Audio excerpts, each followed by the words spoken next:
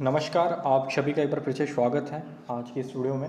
आज हम बात करेंगे सस्यक के बारे में, जो कि महारस वर्ग के अंतर्गत आता है। बीएमएस सेकेंड ईयर रसशास्त्र महारस वर्ग के अंतर्गत सस्यक आता है।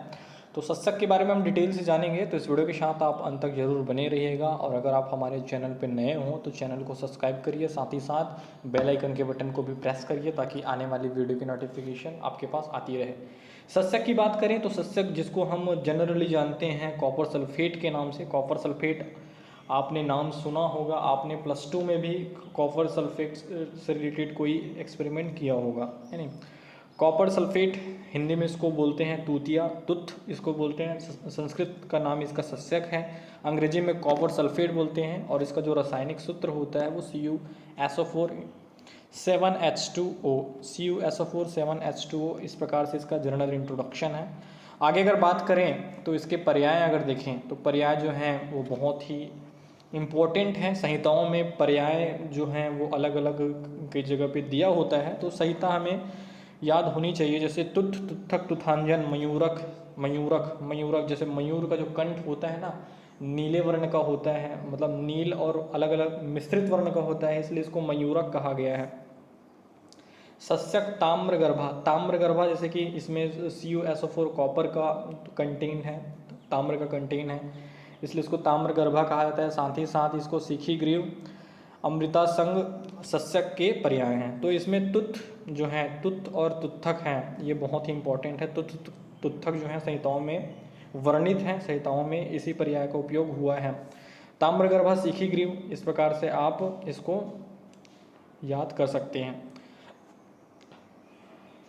आगे बात करते हैं उत्पत्ति की। तो उत्पत्ति जैसे कि गरुड़ ने पहले अमृत को पीने के बाद विष का भी सेवन किया, जिससे मरकत नीलगिरी पर्वत में नीलगिरी पर्वत में, इस प्रकार से याद करो, नीलगिरी पर्वत सस्यक जो होता है नील होता है, नीलगिरी पर्वत, इस प्रकार से आप याद करो। अमृत युक्त विष का वमन कर दिया, जिससे कुछ वमित द्रव्य ठोस होकर सस्यक की उत्पत्ति होती है। इस प्रकार जो है पुराणों में वर्णित है, उस हिसाब से यहाँ पे सस्यक की उत्पत्ति बताया गया। इतिहास की बात करते हैं हम। इतिहास की बात करें तो तुथ का प्रयोग भारतीय चिकित्सा में बहुत ही प्राचीन काल से चला आ रहा है। चरक संहिता एवं सुश्रुत संहिता में तुथ का प्रयोग अनेक स्थानों में मिलता है। रसशास्त्रीय ग्रंथों में भी सर्वस्थित का उल्लेख है। इस प्रकार से इसका जो है वो इतिहास है, चरक संहिता सुश्रुत संहिता में वर्णित है। आगे देखते हैं। वैसे तो एग्जाम पॉइंट ऑफ व्यू से इतिहास वगैरह उतना इम्पोर्टेंट नहीं है, फिर भी आपके नॉलेज के लिए। इस प्रकार से इसका स्वरूप होता है नीले कलर का, नीला थोथा इसको बोलते हैं। तुथ, तुत्थक, तूतिया, नीलांजन, शिखीग्रीव, मयूरक, इस प्रकार से इसका पर्याय है। तो देख सकते हो आप, ये नीले कलर का होता है। अब तुथ का परिचय देखते हैं, जनरल इंट्रोडक्शन इसके क्या क्या है। तो सबसे पहले तुथ जो है ताम्र का खनिज है, जैसे CuSO4 7H2O इसका फॉर्मूला भी है। तो भैया यहाँ से जाहिर सी बात है कि ये जो है वो है ताम्र का खनिज है, जो प्रकृति एवं कृत्रिम दोनों रूपों में उपलब्ध होता है। प्राकृतिक रूप में तो इसको माइंस में होता है और कृत्रिम रूप से इसको लेबोरेटरी में बनाया भी जा सकता है। प्राकृतिक तुथ स्वर्णमाक्षिक की खानों से तथा कृत्रिम जो है वो प्रयोगशाला में बनाया जाता है। प्रयोगशाला में निर्मित तुथ का वर्ण मयूरकंठ से कुछ भिन्न होता है। मयूरकंठ में नीला, हरा एवं लाल रंग उपस्थित होता है, जबकि नीला थोथा तुथ केवल नीले रंग का होता है। इस प्रकार से आप देख सकते हो, केवल नीले रंग का होता है। प्राकृतिक नीला थोथा में कुछ और भी कुछ रंग हो सकता है। ताम्र का एक विशेष खनिज होता है जिसे पिकॉक और बोर्नाइट कहते हैं, जिसमें ताम्र और लौह और गंधक तीनों के तत्व होते हैं, जिसका रासायनिक सूत्र Cu और FeS है। संभवतः सस्यक इसी को ही माना जाता है, क्योंकि पिकॉक और जो है इस समय दुर्लभ प्राय है। अतः इस समय तुथ का ही प्रयोग किया जाता है। यह ताम्र, गंधक और हाइड्रोजन एवं ऑक्सीजन के यौगिक हैं, जैसे कि CuSO4 7H2O। इस प्रकार से आप देखो, आपको फार्मूला पता है CuSO4 7H2O, तो आप इसको बना सकते हो कि इसमें कॉपर का कंटेंट है, गंधक का, सल्फर का कंटेंट है, जल का कंटेंट है, CuSO4 ऑक्सीजन का कंटेंट है। इस प्रकार से आप परिचय में आप बता सकते हो कि प्राकृतिक रूप में पाया जाता है, कृत्रिम रूप में पाया जाता है। प्राकृतिक रूप में स्वर्णमाक्षिक की खानों में पाया जाता है। तो इस प्रकार से आप ये कंटेंट डाल सकते हो, एग्जाम पॉइंट ऑफ व्यू से एग्जाम में आ जाता है, तो आपको पेज भरने के लिए ये सब चीज़ें आप लिख सकते हो, है ना। या ताम्रगंधक हाइड्रोजन ये सभी का यौगिक है, इसको पता है। इसका मणि क्रिस्टल नीला हरा मिश्रित वर्ण का होता है। इसका काठिन्य जो होता है, काठिन्य देख लेते हैं 2.5, मतलब उतना ज़्यादा हार्ड नहीं होता ये। इस प्रकार से इसका आपने काठिन्य देख लिया, काठिन्य इस प्रकार से। और इसका जो गुरुत्व होता है 2.1 से 2.3 होता है। इसका जो क्रिस्टल में लगभग मणि में 7 भाग जल के होते हैं। 7H2O, सिंपल सी बात है, CuSO4 7H2O 7 भाग जल के होते हैं। खुले वातावरण में रखने पर उड़ जाता है। इस वजह से जिसे तुत्त की जो पारदर्शिकता होती है, ट्रांसपेरेंसी होती है, वो नष्ट हो जाती है, नष्ट होकर श्वेताभ हो जाती है नहीं।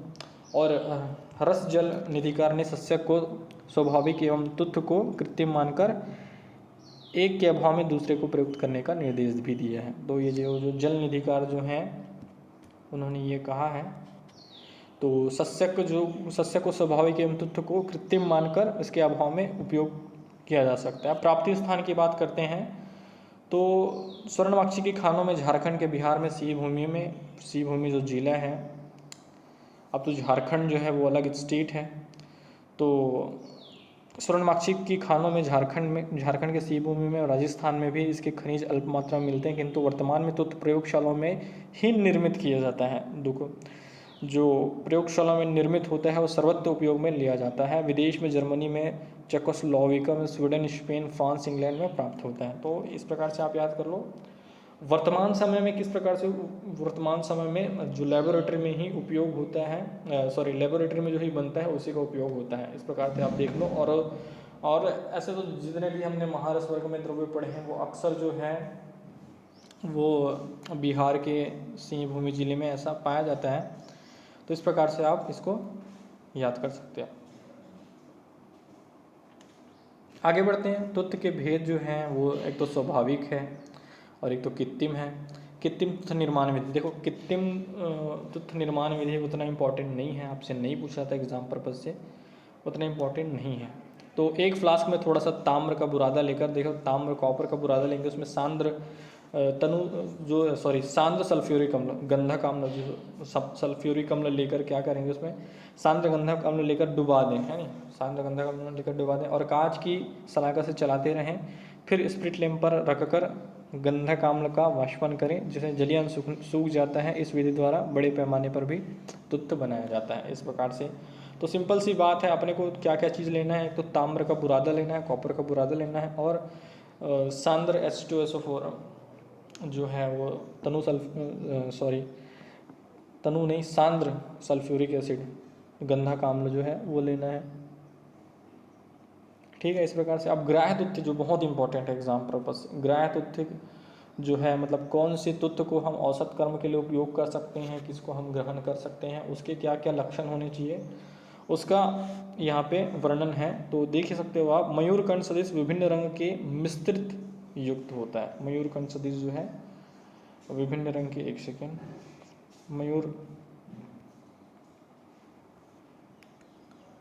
मयूरकंठ सदृश जो है वो होना चाहिए। और बहुत भारी स्निग्ध अत्यंत चमकीला तुत्त जो होता है औसत कार्य के लिए श्रेष्ठ माना जाता है। इस प्रकार से आप देख सकते हो।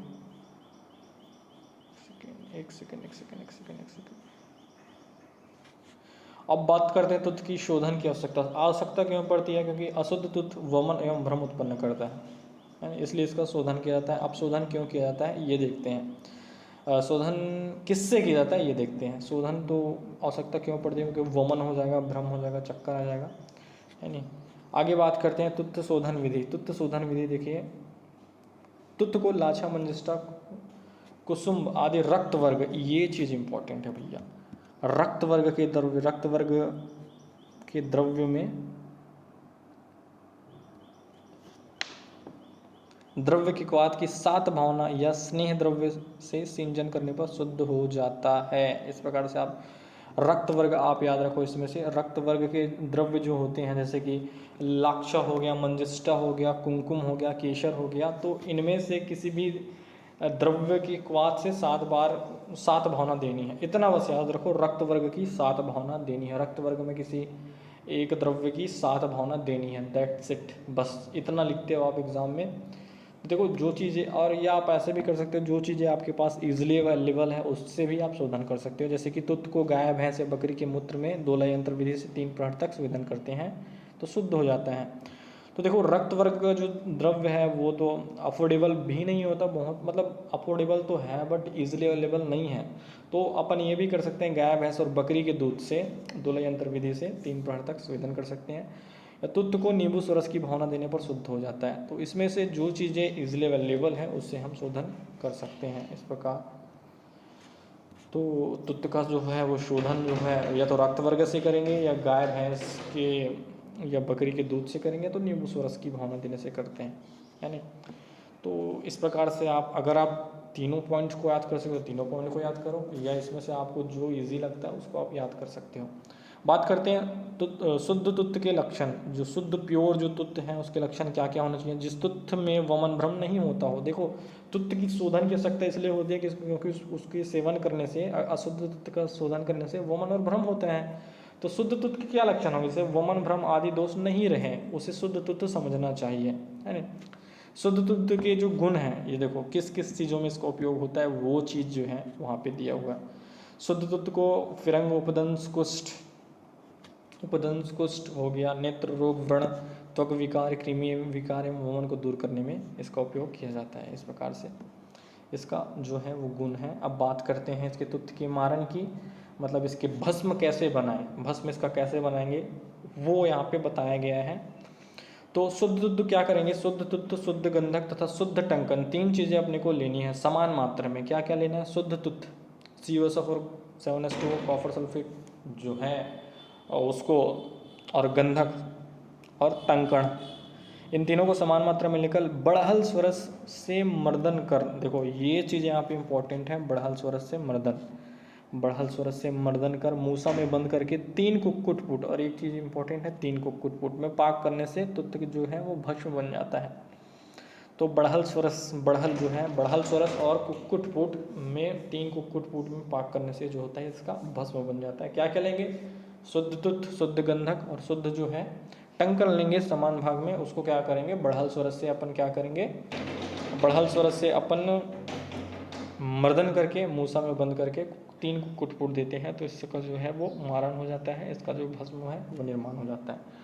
अब तुत्त भस्म के जो उसके जो गुण हैं उसका अपन बात करते हैं। तो इस प्रकार से इसके जो भस्म है उसके गुण हैं, लेखन भेदन कसाय, मधुर, लघु कृमिघ्न चक्षुष्य, प्रमेह हर, श्रेष्ठ मेदोहर, कफ पित्तहर, बल्य, शूलहर, हृदय नोगनाशक, कुष्ठनाशक, स्वित्रहर, अम्लपित्त, रसायन संकोचन, नाड़ी दौर्बल, रुचिकर, त्वक दोषहर, रुचिकर होता है। तो इसमें से जो जो चीज़ें आपको इजीली याद हो जाती है, लेखन भेदन जो है वो इसमें बहुत ही इसका उपयोग होता है, लेखन भेदन में इसका उपयोग अधिक होता है। इसके साथ ही ये मधुर होता है, और इसका जो मधुर कसाय होता है, लघु होता है, कृमिघ्न होता है। इस प्रकार से आप प्रमेह है, प्रमेह में भी इसका उपयोग जो है वो बहुताया से होता है। तो इस प्रकार से इसके जो है उसका जो भस्म है उसका उपयोग होता है। आगे बात करते हैं हम, आगे बात करते हैं साथ ही साथ ये त्रिदोष नाशक है, ये बहुत ही इंपॉर्टेंट चीज़ है, त्रिदोष नाशक है। त्रिदोष नाशक है, सर्वविषहर, किसी प्रकार के विष टॉक्सिन्स है उसका समन करती है, हृदरोग, अर्श आदि गुद रोग, सभी प्रकार के शूल, कुष्ठ, अम्लपित्त, विबंध, कॉन्स्टिपेशन को नष्ट करती है इस प्रकार से। यह रसायन वमन, रेचन, गर्भशग्न है, स्वित्र को नष्ट करता है। इस प्रकार से इसके जो हैं इसके गुण हैं इसके भस्म के, ये देखो इसमें से त्रिदोष नाशक है, ये जो है वात पित्त कफ तीनों का समन करती है, बहुत ही इंपॉर्टेंट चीज़ है। तो ये चीज़ें आपको याद होनी चाहिए। इसकी जो मात्रा है, इसके मात्रा कितने इसको उपयोग करें तो 1/8 से 1/4 रत्ती, मतलब 1/4 रत्ती, 1/8 से 1/4 मतलब 1/4 रत्ती भी इसका उपयोग हम कर सकते हैं।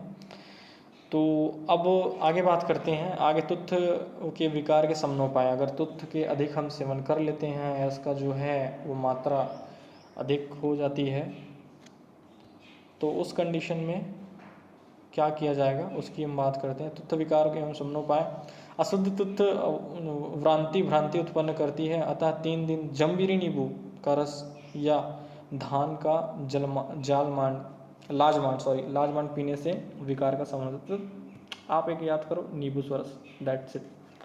नींबू स्वरस, जो जम्बीरी नींबू का स्वरस क्या है, उसका सेवन करने से इसका विकार जो है वो शमन हो जाएगा। अब इसकी सत्वपातन की बात करते हैं। सत्वपातन मतलब इसको गलाया कैसे जाएगा, तो गलाने के लिए क्या करेंगे, चतुर्थांश मतलब 1/4 भाग टंकन मिलाकर नींबू स्वरस की भावना देवे, फिर सुखाकर मूसा में रखकर तीव्राग्नि में दमन करने पर तुत्त का सत्व ताम्र प्राप्त हो जाता है। देखो अपन ने शोधन भी किससे किया, नींबू स्वरस से किया है नहीं, मतलब वैसे तो हमने रक्त वर्ग से भी किया, मतलब कर सकते हैं रक्त वर्ग से, नींबू से भी कर सकते हैं और गाय बकरी के दूध से भी कर सकते हैं। तो देखो हमने शोधन भी उसी नींबू से किया, अब सत्वपातन भी नींबू किया, लेकिन अपन ने क्या किया, चतुर्थांश टंकन। देखो टंकन जो है वो द्रावक गण की मतलब बेस्ट बोल सकते हैं, द्रावक गण में बेस्ट है टंकन। गुड़गुंजा गुग्गुल और गुड़गुंजा गुग्गुल घृत मधु और टंकन, ये जो है 6 द्रव्य हैं, द्रावक गण में आते हैं। उनमें से टंकन होता है उसका अधिकतर उपयोग होता है ऐसा द्रावक गलाने के लिए, है ना। तो उसमें चतुर्थांश टंकन मिलाकर नींबू स्वरस की भावना देते हैं, फिर सुखाकर मूषा में तीव्र दमन करने से जो होता है इसका जो है सत्व ताम्र प्राप्त हो जाता है। अब आगे बात करते हैं तुत्त के प्रमुख योग, इसके जो फॉर्मुलेशंस क्या क्या हैं वो देख लेते हैं। जात्यादि अमृत, जात्यादि तैल, कनक सुंदर रस, यहाँ पे कुछ चीज़ें मिस्टेक है, महाज्वारंकुश रस है, सर्जरस मलहर। सर्जरस मलहर हम पढ़ेंगे भैंसज कल्पना जब पढ़ेंगे, तो सर्जरस मलहर जो है मलहम ऑइंटमेंट बनाने की अपन प्रयोग विधि देखेंगे। अब ये भुनाक सत्व क्या चीज़ है ये देख लेते हैं। भुनाक जो है, भुनाक सत्व क्या है, ये एक लास्ट टॉपिक है यहाँ पे। भुनाक सत्व अर्थवाम, भुनाक जो है अर्थवाम जिसको हम कहते हैं, अर्थवाम की मिट्टी को साफ पानी से कई बार धोकर सुखाएं, फिर उसका चूर्ण करके क्रमशः 3-3 दिन भृंगराज स्वरस, नींबू स्वरस और निर्गुंडी स्वरस की भावना दें। अब इसे द्रावकगण की औषधि को मिलाकर पानी से घोटकर बड़ी बड़ी गोलियां बनाकर सुखा ले। इन गोलियों को दृढ़ मूषा में रखकर 2 दंड 48 मिनट तक तीव्र धमन करें। स्वांगशीत हो जाने पर संपूर्ण द्रव्य को मूसा से बाहर निकालकर पीसकर राई के समान सूक्ष्म टुकड़े को पृथक कर लें। अब इन टुकड़ों को 12 भाग शुद्ध ताम्र मिलाकर खूब धमन करें, फिर स्वांगशीत करके बड़े बड़े शत्व के कणों को निकाल ले। यह भुनाग शत्व है। कुछ आचार्य द्वारा भुनाग मिट्टी के स्थान पर भुनाग को भी लेने का निर्देश करते हैं, रसाचार्यों द्वारा। तो केचुए को विष्ट को बार बार धोकर कृष्ण वर्ण के चूर्ण को धौत कहा जाता है। इस प्रकार से जो भुनाग सत्व है वो प्राप्त किया जाता है। ताम्र के खनिज के स्थान पर भुनाग एकत्र करके ताम्र खनिज के स्थान से भुनाग एकत्र करके धोकर सुखाकर इसमें समान भाग हरिद्रा मिलाकर चूर्ण करें। अब गुड़ गुग्गुल, लाक्षा ऊन, छोटी इमली, तिल की खली एवं टंकन के साथ पीसकर मूसा में डालकर दृढ़ अग्नि पर धमन करने पर ताम्र के समान सत्व निकल जाता है ना। तुत्थ के अन्य प्रयोग देख लेते हैं। अन्य प्रयोग क्या क्या है। तुत्थ द्रव्य 2 से 4 रत्ती स्वच्छ तुत्थ को 5 तोला परिशुद्ध जल में घोलकर सुरक्षित रखे से तुत्थ द्रव कहा जाता है। इस तुत्थ द्रव को दुर्गंध युक्त इस तुत्थ द्रव्य से दुर्गंध युक्त देर से भरने वाला व्रण, मांस बढ़े हुए व्रण, उपदंश एवं फिरंगज व्रणों की सफाई करने से शीघ्र भरने लगते हैं। पोतकी एवं क्लिन्नम वर्त में नेत्र को उलटकर लगाने से शीघ्र आराम मिलता है। इस प्रकार से। और तुत्थामृत मलहर जो होती है 10 तोले सिक्त तैल क्या है इसको हम पढ़ेंगे अपन भैंसज कल्पना में। 20 रत्ती स्वच्छ तुत्थ चूर्ण को खल्व में एकत्र डालकर अच्छे प्रकार से मिलाकर रखते हैं। इस प्रकार मलहर को निरंतर कुछ दिनों तक पामा पर लगाने से जीर्ण पामा नष्ट हो जाती है। इस प्रकार से इसके अन्य प्रयोग हैं। तो ये जो है इसके फॉर्मुलेशंस हैं। कनक सुंदर रस हो गया, इसमें जो है तुत्थ का कंटेन होता है। जात्यादि तैल हो गया और ज्वरांकुश रस, इसमें जो है इन फॉर्मुलेशंस में जो है वो अपन उपयोग करते हैं तुथ का, और ये हो गया जात्यादि घृत। तो इस प्रकार से जो तुथ है वो कंप्लीट होता है। वीडियो आपको पसंद आई हो तो वीडियो को लाइक करिए, चैनल को सब्सक्राइब करिए और अपने दोस्तों के साथ इस वीडियो को शेयर करिए। धन्यवाद।